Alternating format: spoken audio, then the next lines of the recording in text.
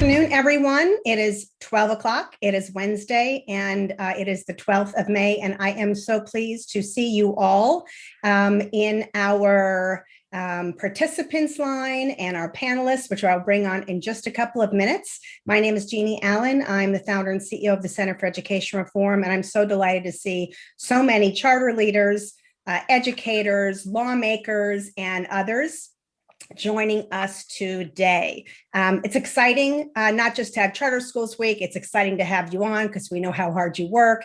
It's also almost the 30th anniversary of charter schools. And so let's have a little fun today. Let's talk about what you all do. Let's remind everybody why it's so important, and particularly in this so difficult year, what it is that charters have contributed to the landscape. And please, by all means, brag. Just a couple of quick housekeeping. We do not have our chat on. Instead, we have our Q&A. So we would love for you to put all of your questions in the Q&A. We'll go real fast. We have 3 panels, 30 minutes back to back, and you'll leave wanting more, I am sure. So let's go ahead and bring on our esteemed first panel, Brasilia Page, Kevin Chavis, and Mark Allen. If you will turn your videos and your audio's on, we'll get started. And while you're doing that, let me go ahead and just do some introductions. Welcome to all of you. First and foremost, let me start with the gorgeous man on my left. No, it's not you, Mark, yet. It's Kevin Chavis, a dear friend, CER board member, and the president of Academic Policy and External Affairs at Stride Learning. Welcome, Kevin. In a former life, Kevin was also— Hey, Jeannie, how are you? I'm great, thank you. In a former life, Kevin was also DC City Councilman and had everything to do with the charter school law. So we'll talk a little bit about that too. Next, Brasilia. One important question, Jeannie. Do you ever age? You look the same as when you started CER. What's going on? What's that fountain of youth? So sweet. I think it's just for all aging. So I look the same as you, which is good. Which is really good. Oh, thank you, Kevin. We have so many things to talk about. All right, so next I'm going to bring on Brasilia Page, Executive Director of Georgia Connections Academy. Connections is also a national leader in virtual education. Brasilia started her career over 15 years ago teaching biology, physical science, chemistry, has taught in innovative schools, brick and mortar, magnet, youth community, summer programs, and is an innovator par excellence. Welcome, Brasilia. And then thank you. You're welcome. And the last but not least, and I'm sorry I'm going fast, I just know we have so much to talk about, is my friend Mark Allen, Director of Academics at the Pennsylvania Leadership Charter School. Mark has been in the arts and education world for many years. He's a teacher, writer, as a director, started his career at the Folger Shakespeare Classical Theater here in Washington, D.C., and he's also happens to be a fellow alum of Dickinson College, and that's where I met Mark, just a few years ago when we graduated. So I was so happy to see that he'd gone into this field, and we've kept in touch since. And so I would like to open up our panel today with just kind of bringing in Brasilia first to start about. Love to have you each talk about, what you're doing, what happened when COVID hit, and tell me the great things and maybe the challenges and the not so great things that you stumbled into. Yes, certainly. When COVID hit, that was a year ago, a little over a year ago. And one of the things that really helped us is that the infrastructure for virtual learning was in place. I'm in the state of Georgia, and so we were really able to hold the hands of our brick and mortar counterparts and work with our Department of Education and our State Charter School Commission. Our State Charter School community was amazing. We all came together and we provided those best practices. We provided the training. How do you do special ed in virtual learning? How do you do school social work in virtual learning? How do you do counseling? And one of the things that we really did was we took a microscopic view into social emotional learning, because we had to ask the question, are all the students well? And so we took the time to really dive deep into that and making sure that we're leveraging that in our curriculum and our instructional strategies. But really what stood out for us as we transitioned into dealing with COVID and managing it from a virtual learning school that had been in place and had the infrastructure in place is, how can we support those brick and mortar schools that now have to do what I call digital learning, which is very different than when you do virtual learning and you have that infrastructure in place. So tell us the difference between those. And then I'm also going to challenge you on something. There are an awful lot of people out there who are not in this day-to-day, who are not familiar with virtual learning, who say things like, how can you possibly worry about or touch kids on social emotional learning when you're not even seeing them? Right. Can you kind of hit that? Absolutely. Myth? I've been doing this all year long. So digital learning is what we saw. It's the triage of running from brick and mortar to then transitioning everything to online, whether it's through a whatever management system you could get your hands on. It is the fast training of teachers, students, and parents. And that's what you saw. What we have from virtual learning is when the infrastructure is in place, when your sole purpose of your charter school was to teach students through that modality. And so there is the support system. I know at Georgia Connections Academy and alone, and at many Connections Academy, we have clubs, we have organizations. I mean, every Friday we do Friday assemblies for our students to come in and engage. We offer art classes online, National Honor Society. Our students are always engaging. And because we've been doing it for so long, GAC has been around for almost 10 years, we understand the best practices. And the number one thing you need to do in order to get to students through social emotional learning is to connect, is to communicate, is to build relationships. And you can do that as long as it's a two-way communication. You don't necessarily have to see students in person to do that. Thank you so much. Kevin, let me bring you in on that point too, because I'm sure you saw that as well. Did you get those kind of questions? And what struck you as most interesting this year? How did you handle what you guys faced? I'm sure Brasilia and Mark will agree with what I'm about to say. The first thing I share with many of my media conversations with the Biden administration when I spoke before the education transition team is there's a distinct difference between emergency remote learning and online learning administered by people who know what they're doing. And the brick and mortar suffered because they have the challenge of, in three key areas in terms of the service delivery associated with a competency-based online educational delivery system. One is teacher training. They did not have teachers who were adequately trained to teach online, to learn how, as Brasilia alluded to, engage students, even the most students with the most acute social and emotional needs. They did not have secure platforms. That's why we read the horror stories about platforms getting hacked into, or they could not handle the load. They're used to 2,000 or 3,000 students. We get 20,000 students, they break down. And then one of the more significant ones is a curriculum that is not adaptable. Hence the PDFs you send home, check back later. So this COVID experience allowed for, I think, a reset in terms of understanding that those like us who are offering the virtual educational experience component, we're not outliers, we're assets and we're allies as opposed to adversaries. Even in the charter world, because there are those in the charter world who say, well, the virtual education, that's not really charter space. Well, you know, the schools that we run were among the only public schools in America that did not lose a day of instruction time during the pandemic, because we did have folks who were steeped in knowledge and how to execute effectively with this modality. So this idea of working and building bridges with our brick and mortar counterparts, and by the way, we have relationships with about 1,000 school districts. And one of the things we did, we provided free teacher training, 50,000 teachers we trained. And I know the folks on this call did the same thing to extend ourselves so that parents and the community at large understands that this idea of virtual education administered properly can work.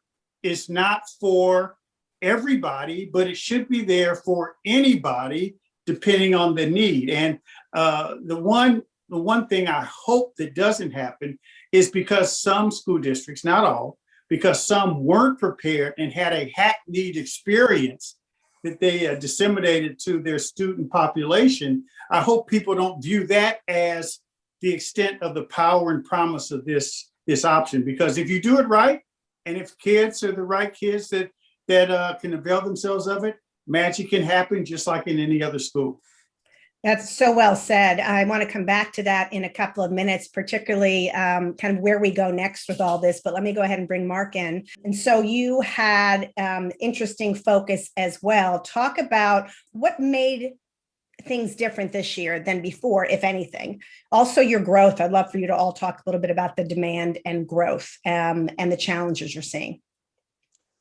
Sure. I'll try to be brief. I'm conscious of my timekeeper, Margie. No, I leave her totally alone. agree with everything that Kevin and Brasilia said. Our challenge was that by July of 2020, we had more than 2,000 new applicants for enrollment. And the heaviest concentration was among our elementary school grades. Ultimately, that enrollment just overnight jumped by more than 60%. So like everybody said, we were very fortunate to have a very robust technology and learning management platform that we've spent the last 17 years developing. So we could accommodate that. The challenge for us, obviously, was hiring teachers. And a little bit about what Brasilia was talking about social emotional learning. We had to switch.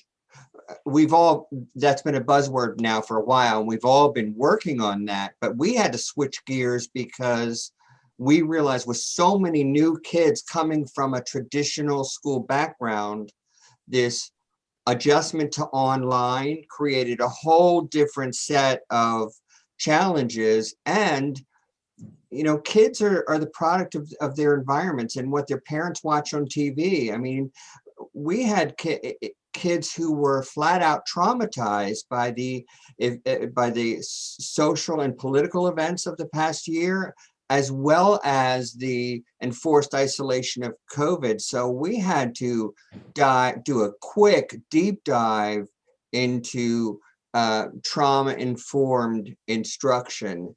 That was our biggest challenge. And I guess that we had a lot of success because, like everyone else said, we have worked so long. This is normal for us. This type of schooling is what we do.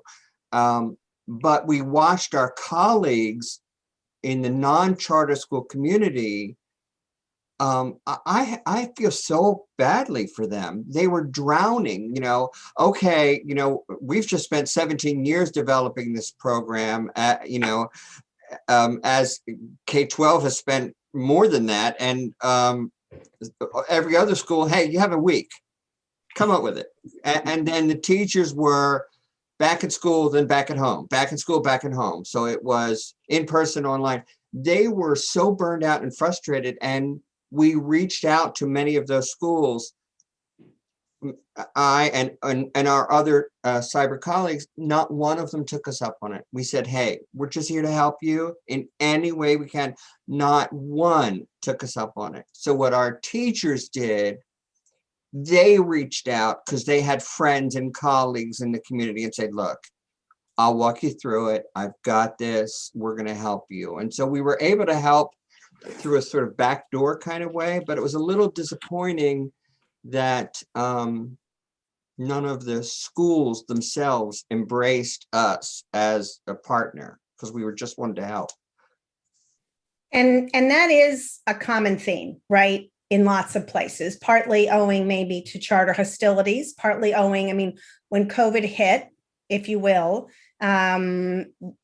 people were gunning for online education, online schools. And Kevin, you said last year in an earlier CER action series, all of a sudden we went from being the ugly girl at the dance to the pretty girl at the dance, which I didn't say it quite like that. Well, okay, all right. The unpopular to the popular. I don't want to get any emails, Jeannie. I know you're right.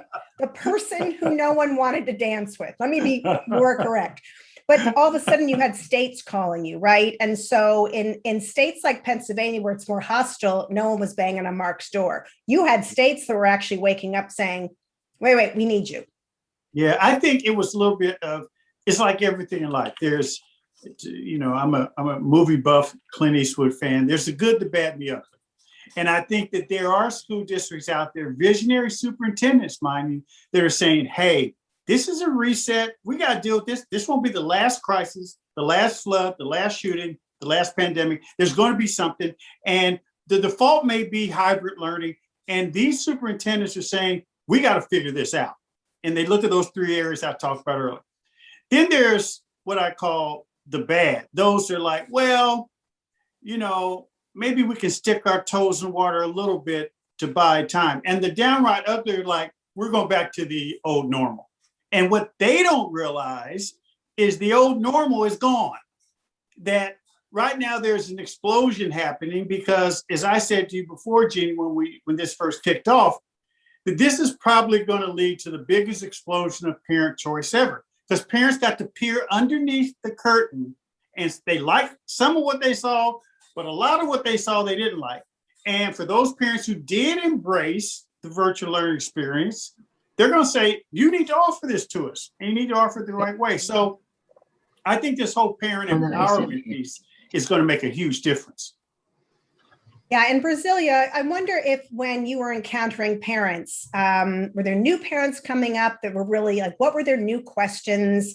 Has this created sort of a sea change in understanding? I know, many of us who are in this, including our participants today and the attendees, are watching in all sorts of different social media. There are parents out there that are like, wait a minute, I kind of like sitting at my house.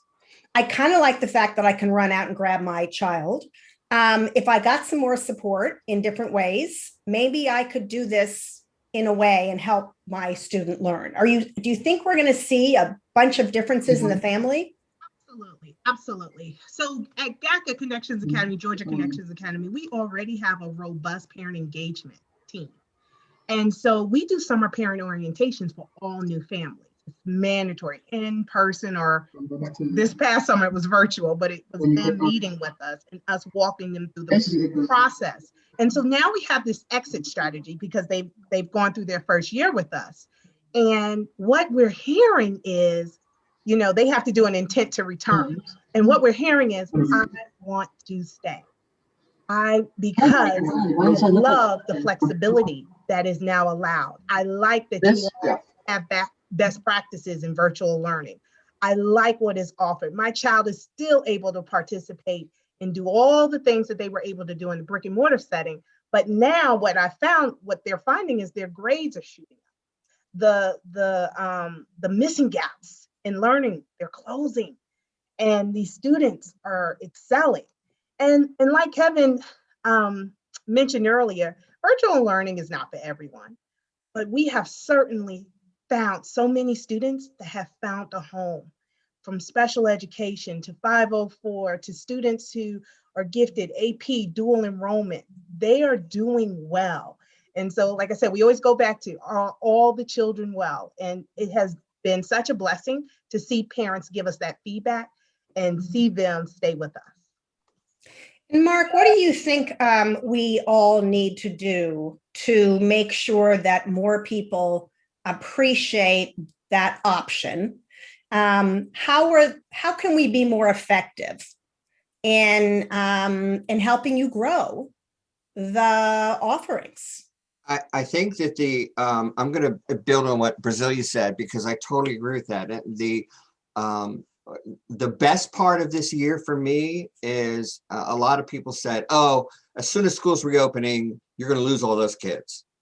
And that did not happen at all. In fact, 3/4 of the way into the school year, not just because of the flexibility or the safety of your home environment, we have people saying, wow, I totally get this style of education.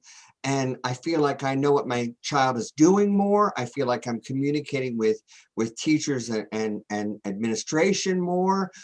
This is really a great, and yes, it doesn't work for everybody, but I've had overwhelmingly positive response from the people that are new to online schooling.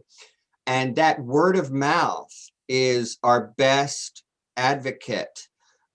Now, the challenge is, I don't know what it's like in other states, but in my state in particular, there are very loud negative voices that are trying to tell people, scare people into, oh, don't do that type of education. You're going to ruin your kid's life. They'll never get into college, and so forth. So our advocates are our families, and they have to counter those very loud other voices. So let me ask you all to address this. You obviously know the difference between a quality and a not quality program. We wouldn't have invited any of you had we not believed and saw data pointing to quality. What's the difference? Like, again, I still think people, you've talked a little bit about this, but I still think a lot of folks believe that the online education is pretty much someone sitting doing this and typing out their answers to things, and that they have to be self-directed, and it has to be a mom who's home, who's upper middle class, who has time, right? And not the 504, as Brasilia said, and not the challenging issues and emotional constraints, and certainly not people who are least advantaged that we need to help the most. Yeah, I think And I see one queue. I will say questions, so please do put your questions in, and we will get to those quickly. Yeah, I was just going to say, when done right, and Mark and Brasilia know this well, the virtual learning experience is the essence of personalized learning, which is where the world is headed, where you can really engage kids one-on-one. And by the way, in Class Connect sessions, teachers who are trained in this can group kids according to proficiency levels, move around, and keep them excited about learning. What I do think, because school districts are facing this with lost learning time over the last year, that this will give us an opportunity, Jeannie, this is near and dear to your heart, to really push student-centered accountability. Because many of the students that have come to us historically, all of us, are generally behind. And it's not, and we think that the measurement, the federal measurement, the state measurement should not be the end point, but where kids start from. So if a kid's 2 to 3 grades behind, they come to us and they make up more than a grade, the school shouldn't be dinged for that because they're not at proficiency level, but they're marching toward proficiency. And I think because so many school districts have lost learning time, this is an opportunity for us to step back and look at accountability and how we measure schools differently. Because many of us in this work, we get a lot of kids that have been lost and left behind and couldn't thrive in the brick and mortar experience. It's not an excuse, but I think that this personalized learning is the end game. Those of us who are doing this in virtual space, we have a way to engage kids that have been otherwise have not been engaged properly. And by the way, all of us, brick and mortar schools as well as virtual schools, can really benefit from a student-centered accountability system that takes into account where students start when they enter a school, not where they are after a year even though there's some progress. Stay on that for a minute too, Brasilia and Mark. You assess people, because there's also a question in the Q&A, both about what data we're looking at, but also how you even gauge who's doing well. And you're right, Mary, who's put this question in, kids who are home with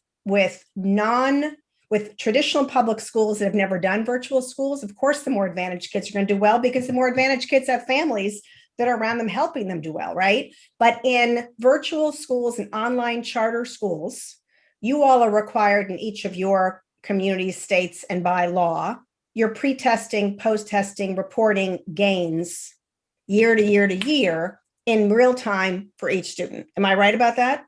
And traditional public schools do that, but they're not isolating one kind of approach that you have. Mark, talk a little bit about how you do that. Well, it goes back to the first question you answered. That is my hot button right there. The idea that there's a group of teachers sitting at home in pajamas and getting emailed an assignment and eventually grading it. If you just listen to what Brasilia was talking about all of the interactive opportunities we have, it is no different, and the accountability is no different than any other school. And I'm presuming to speak on behalf of Kevin and Brasilia because I'm a little bit familiar with Connections and K-12, and I can tell you point blank, We have very robust learning systems. We do follow the same standards and benchmarks and scope and sequence. We do the pre and post assessments. We do, you put your finger on it, Jeannie, because we do tend to get kids who are coming to us as much as 2 years behind in their learning, but we offer state-of-the-art curriculum and curriculum mapping and every measure of pre and post assessment and accountability that you can possibly have. But I would also argue that we offer something else, which is, as Kevin said, a more student-centered approach, not a one-size-fits-all, not a, everybody has to follow the same cookie cutter, but we have we invest huge amounts of time and effort into those accountability measures and frankly interventions of every kind, so that we can make this, it's about equity in education. Wherever you need to be met, we will meet you, and we do that. And if there's one complete misconception about charter schools and online schools, that's it. It is a robust, I would put the education of these three organizations on the screen right now against any public school education, traditional public school education anywhere. So that's really interesting, Mark. Thank you for that perspective. I guess I'd ask you guys to end with some comments then about why the charter idea, as Ted Coldery once called it. Yes, he was actually the author of the original charter schools, not Al Shanker, who simply talked about the contract. Sorry, Randy Weingarten, wasn't a union. Ted Coldery wrote diversity and choice in public schooling through the charter idea, not the exclusive franchise of public schools, would make things better because they'd have the freedom and flexibility to innovate. So not that, and there are some great traditional public schools out there who stepped up to the plate and knocked it out of the park during COVID. In Miami, Phoenix Unified, a handful of small districts, New Jersey, Pennsylvania, we could go on and on. But for the most part, you guys were able to turn on a dime. And so in your final commentary and your closing remarks, starting with Brasilia, Kevin, and then Mark, what is it that people should know about what you are that makes it important for them to help celebrate charters? Charters are so important. I'm a mom of 3. I have 3 children in 3 different schools, from Montessori to private to public. And you have to be able to personalize each student's learning journey. And what I want everyone to know is that school choice allows that. I do not believe in a one-size-fits-all. I do not believe that there's what I call blanket teaching, where I'm just gonna put something over the babies and hope that someone gets covered. I believe in the personal journey of education, and charter schools allows that. But more importantly, like Kevin alluded to and Mark alluded to, we can perform just as well or even better. Last year, we had a testing in 1819. Our middle school outperformed the state on their CCRPI, or achievement score.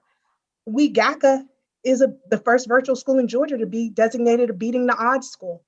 And so we are meeting the academic standards as well as giving students those opportunities to personalize their journey and to reach not just the blanket teaching and hoping we cover them all, but to make sure not only are they're covered, but that they're growing and that they're successful.